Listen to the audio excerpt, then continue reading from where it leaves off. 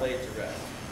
Look at me, my native citizens, as I go on my final journey, as I gaze upon the sunlight one last time, which I'll never see again, for Hades, who brings all people to their final sleep, leads me on, while I'm still living, down to the shores of Archeron.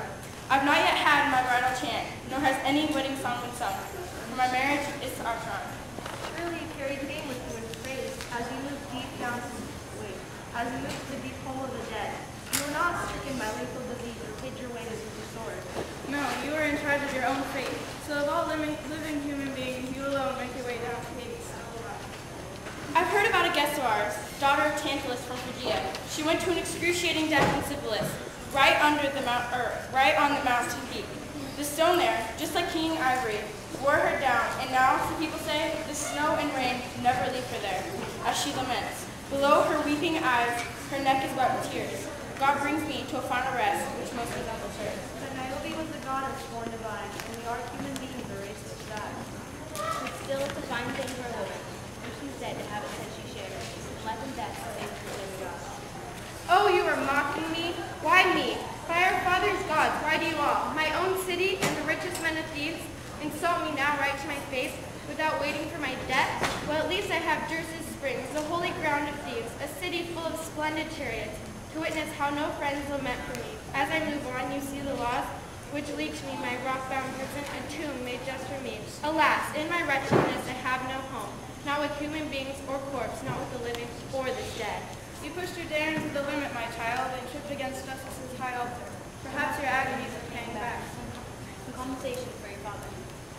Now, there you touch on my most painful thought, my father's destiny, always on my mind, along with that whole fate which sticks to us, the splendid house of Lydakos, the curse arising from a mother's marriage bed, when she had sex with her own son, my father. From what kind of parents was I born, their wretched daughter? I go to them, unmarried and accursed, an outcast. Alas, too, for my brother, Polynices, who made a fatal marriage and then died, and with that death killed me while still alive. You need piety, thoughts, and reverence, of powerful men who in the persons and corporate authority cannot bear anyone to break the rules. Hence you die because of your own selfish will. Without lament, without a friend, and with no marriage song, I'm being led to this miserable space along my final road. My fate prompts no tears and no friend mourns. Don't you know that no one faced with death would ever stop at singing in the groans if that would help? Take her and shut her up, as I ordered, in her tomb's embrace, and get it done as quickly as you can. Then leave her there alone, all by herself. She can sort out whether or not she wants suicide or remains alive. Buried in a place like that. As far as she's concerned, we bear no guilt, for she's lost her place living here with us. Oh, my tomb and bridal chamber, my eternal hall of dwelling place, where I go to join my people. Most of them have perished. I'm the last one, dying with the most evil death by father. But I go nourishing the vital hopes my father will be pleased to see me come. As well as you, my own dear brother. When you died, I arranged your corpse, and at your grave mound poured out libations. But now, Polynices, this is my reward for covering your corpse. However, for wise people, I was right to honor you. I'd never have done it for children of my own, not as their mother, nor for a dead husband lying in decay. If my husband died, there'd be another one. If I were to lose a child of mine, I'd have another one from another man. They'll never have another living brother. But Creon thought I was in the wrong, and acting recklessly for you.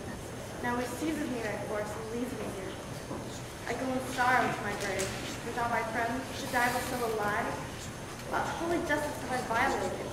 In my wretchedness, why should I still look up to the gods? Which one can I invoke to bring me hope? One can I reverence? They charge me with impiety.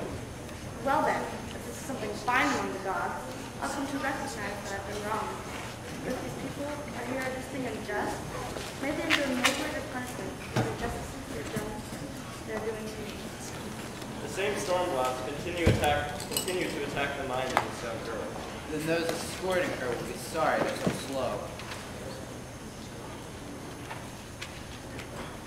My life is over. This is horrible.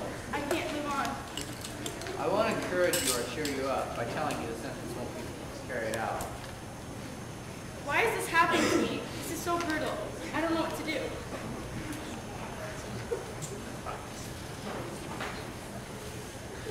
Done. Never